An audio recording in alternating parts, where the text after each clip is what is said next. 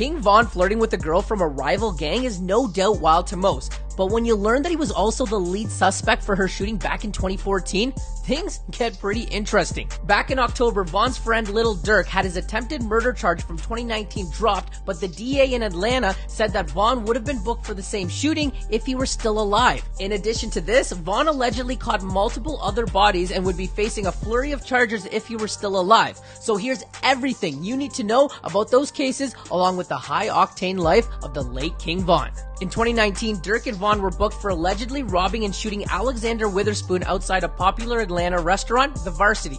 Records show that the two robbed him because they knew he had $30K in cash on him, and despite sustaining critical wounds, Witherspoon luckily survived after being rushed to the hospital. 18 rounds of bullets were reportedly let off, and detectives claimed to have footage of Durk firing the shots at Witherspoon. However, just a few weeks ago, the Fulton County DA's office announced that they were dropping their case against Durk, citing that although there was probable cause for his arrest, their decision was not to prosecute. However, the DA did say that Von would still be a suspect if he were still alive. In addition to the case in Atlanta, Von was also linked to 3 murders in Chicago. Back in 2012, Von allegedly shot a member of a rival gang, STL EBT, named Modell, along with his cousin Miles. Modell was walking down the street with Miles when shots were fired at them. Modell unfortunately passed away, and Miles, who was a high school football player and wasn't involved in gangs, was shot 5 times and was kept in a medically induced coma for weeks. He ultimately ended up not being able to walk as a result of the shooting. Police initially suspected Von's friend James Troy Johnson, better known as T-Roy, was responsible for the shooting,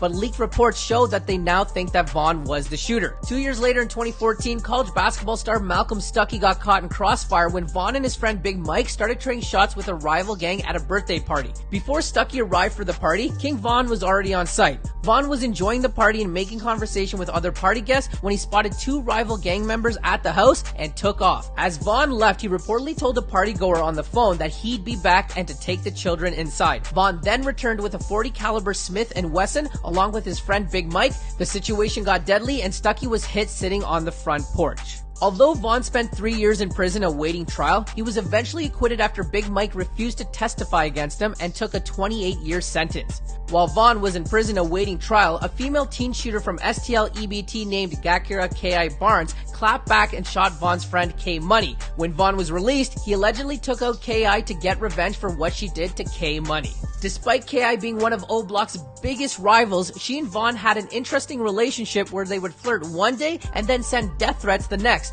Von even admitted to having a crush on her. After the shooting, Von got brought in for questioning, and even though his statement was suspicious, the DA decided not to prosecute him. After his death, Von received a lot of love from mainstream fans, but not as much from the people who were actually in the streets and are aware of what he was allegedly responsible for.